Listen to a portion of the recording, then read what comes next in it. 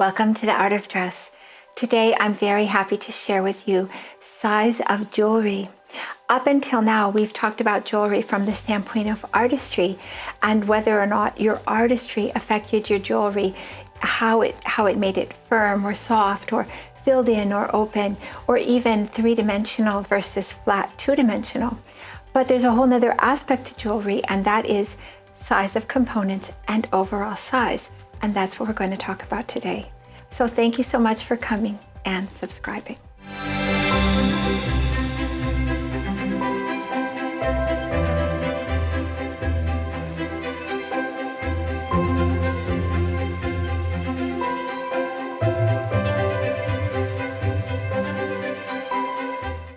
Here we have a beautiful picture of a jakdang. But what this picture is doing for you is it's pointing out the fact that an earring or a necklace can be divided into pieces.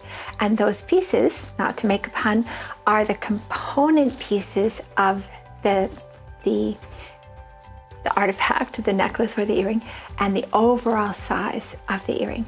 So in this case, the component pieces would be the blue discs there, and also the white part, but the white part's kind of jagged. It's like divided into sections almost. So this is what you're looking at is what are the sizes of the components, and that's where we want to start. Later, we're going to go back and look at the overall size, which would be the silver and the blue combined, and how big is that total piece of jewelry. So in order to understand the component pieces, we have to go back to our color wheel.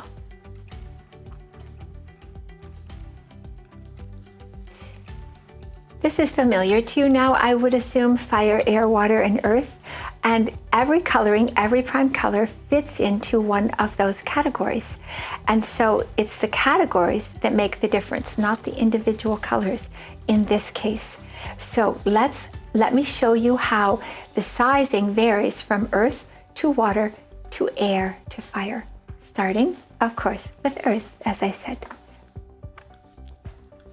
Here you have Leah Kabede, and the necklace that she's wearing is really beautiful on her. You can see that right off the bat. And the component pieces are very small, and that is what earth colorings always are looking for, is those very small pieces. I think they're called baguettes when it is diamonds, but any kind of jewelry. And another example of this, I had one time I tried to wear a pair of bracelets that were just tiny wires, and I couldn't wear them. I don't have earth coloring because this affects all aspects of your jewelry. But today we're focusing on earrings and necklaces, and because she is composite, the necklace is the most important piece of jewelry for her. And this is another thing that you will see later. Notice how her earring is smaller than her necklace, less important. And we're going to look at it from that standpoint as well. So from the standpoint of her jewelry, she is always, as an earth coloring, she is always looking for very small component sizes. Next would be water. Here we have Chanel Iman, and she has sky blue water coloring. And what we're looking at are the little pearls and the little pieces, the little stones. So every piece of jewelry is its own thing, but you can see here that the size of these is small. It's not medium, it's small. There are some medium pieces to this. There's the stone, it's kind of separated in two, but it's in the middle of her earring. And then there's also, I guess it's a kind of pearl at her ear. And so the size of the pearl is not really as good for her as the other pieces are better. But the part that's in the middle, interestingly enough, the darker stone in her earring actually works okay because it's really sort of like a dark space. It's kind of like opening out the earring, so it's partially filled in, and that works for her. But still, it's the smaller pieces that really work better for water coloring. And you can also see this in her necklace. It's really beautiful for her. And again, her earring is more important than her necklace, and that's because she is sculptural. And now let's go to air coloring. And here Gigi Hadid is wearing a necklace that she's been wearing for over 5 years. I found pictures dating back to her 24th birthday, and maybe she had it before then. And that's really amazing to me, because if you find something you really like, why should you have to get rid of it? And on the other hand, why buy something unless it really works for you and you really like it enough to keep it? So here she's wearing a necklace that has component pieces that are significantly bigger than the watercoloring pieces that we just saw. And also notice that the pieces in her bracelets match.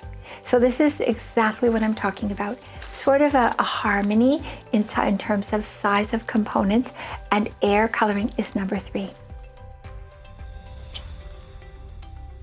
And of course here we have fire coloring. And now what we're looking at is the size of the disc in the center of this earring. And you can see that this is larger than anything we've seen so far.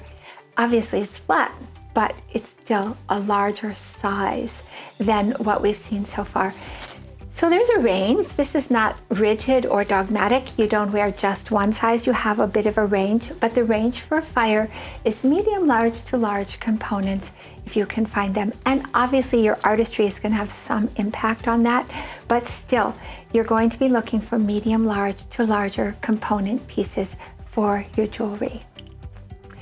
But now let's talk about the overall size, because the overall size for this earring for a jack-dang is larger than the component piece, and that's normal. How do the overall sizes of jewelry work? It's not the same as the element of color. Now we have to look at planet of color. So here is a little schematic just showing you the order of the planets, and this becomes important for a few reasons. But to start with, Moon is considered the number 1, and then second would be Mercury, and third would be Venus. The Sun is actually not part of color. As you know, classics don't have a planet of color, true classics. So the Sun in this case is left out, and then we have, in order, Mars and Jupiter and Saturn. So this is going clockwise. Now, a couple of things, okay?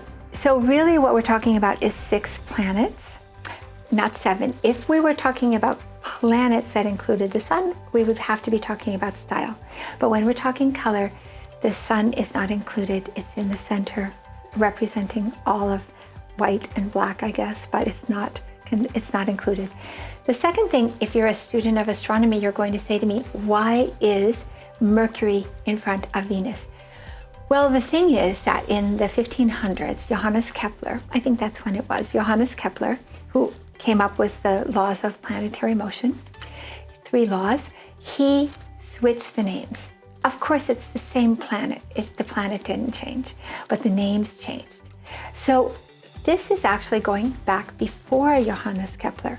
And the reason that's important for us is because the Venus styles and the Venus colors have relationships that they have to be called Venus. It's not the same for Mercury. They have a completely different influence. So we have to go back to the ancient way so that it's the true name for the planet closest to the Sun is Venus. And that you will find this in the ancient kind of understanding. So this is the order, and we're going to start with Moon. So here we have Josephine Scriver, and she is sculptural. So that means that her earrings are more important than her necklace. And that means that her earrings are bigger than her necklace. So I'm using her earrings. We're looking at earrings only here for sculptural, for moon coloring that is either sculptural or architectural, in order to show the more important piece of jewelry. And that way I can show you pretty much the maximum size. And then she goes different ranges smaller as she wants to, but her necklace is always going to be smaller than her earring. So here you have Josephine, and this is the moon, probably the maximum that Moon can carry, but you can see that it looks just amazing on her. And next we have Moon necklace. So here we have Leah Kebede again, and again this is because she is composite moon coloring. And moon coloring happens to be an earth coloring, but it's not because she's earth. Some of the earth colorings are much larger. It's just that her coloring is plum, and plum is a moon planet. So we're looking at moon coloring here. She represents moon in this case. And you can see that moon is also the smallest. So she has the smallest components and the smallest overall jewelry. And this is about as large as she can go in a necklace. She can go smaller. You already saw smaller, but this would be about the largest that she can go. And she doesn't want any more than that, as you can see.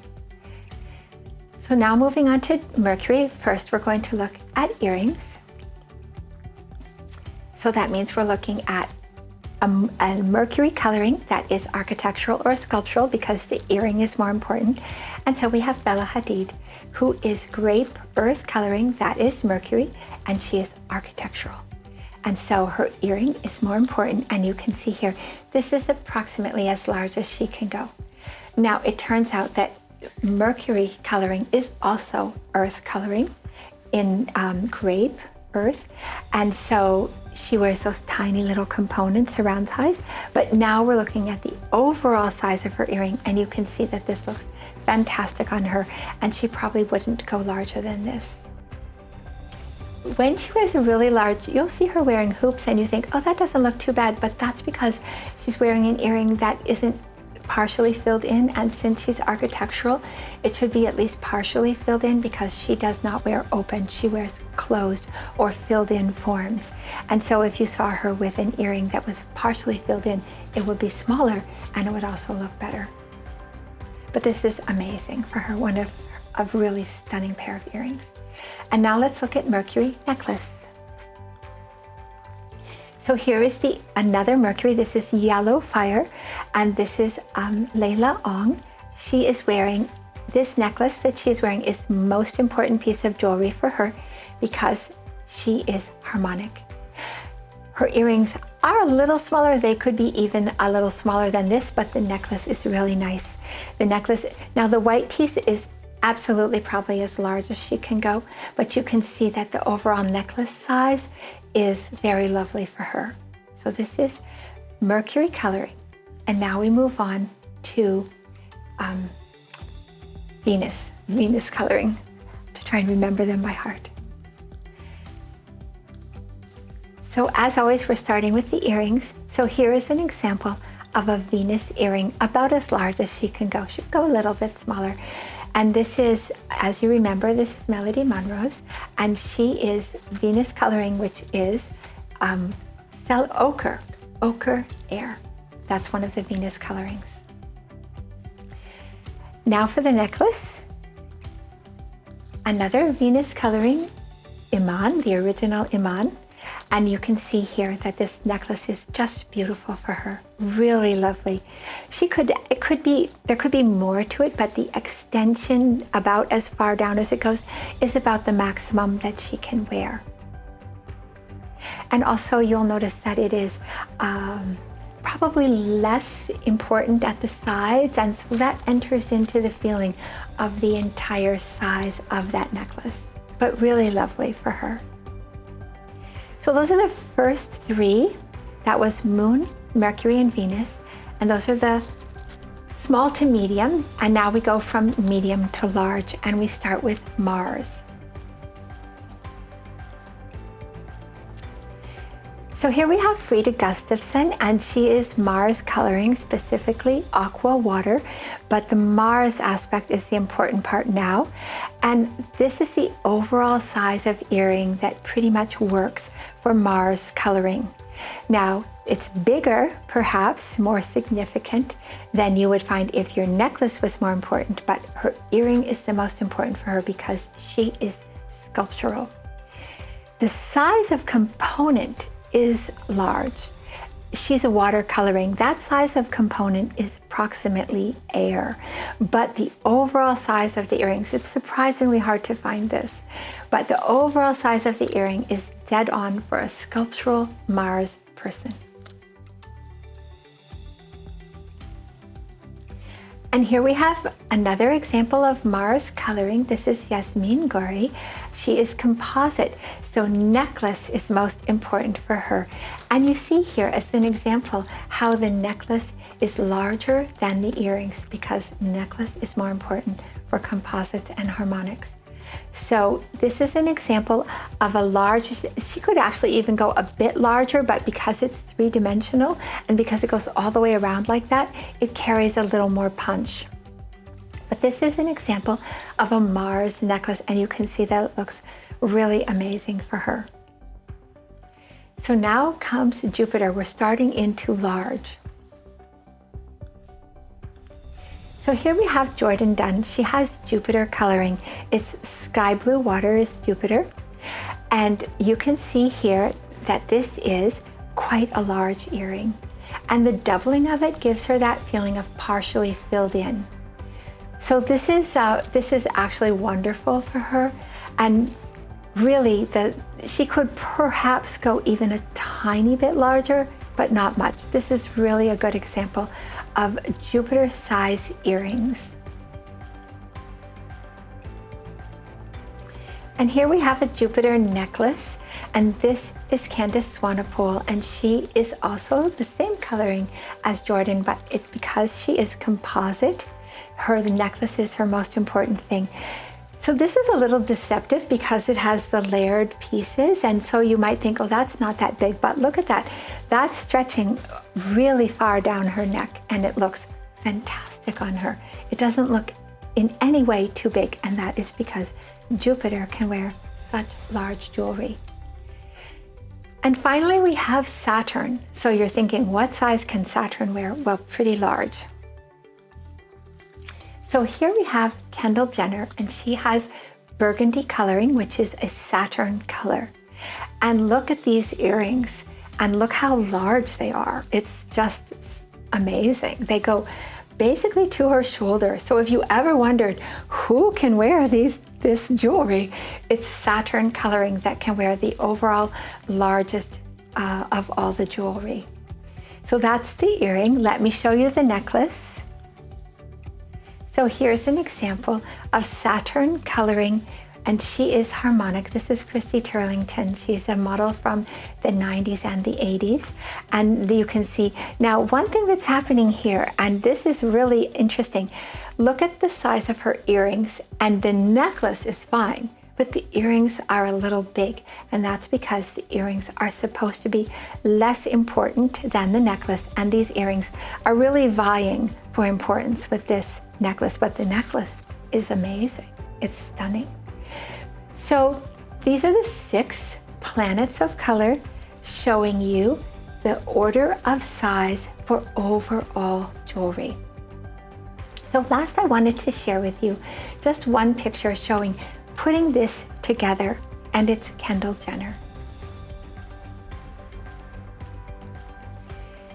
Here is Kendall Jenner wearing an earring that combines the very large size of Saturn with the very tiny components of Earth coloring. And so that's really what needs to happen for everyone if you want to really harmonize your jewelry with yourself. Obviously, you need to know the other aspects. Should it be flat or dimensional? Should it be open or filled in? And should it be softer or should it be more firm? But then you have the aspect of size. And here, as you see, Kendall is doing a very large overall size, but very tiny wire and very tiny component pieces. And it looks just stunning on her. You would never say, oh, this is so big. It's not so big. It's perfect for her. And so thank you very much for sharing this with me today. And next we're going to look at another aspect of color, and that has to do with your hair. So I look forward to that. I hope you'll join me for that. Thank you for coming and subscribing. Please stay safe.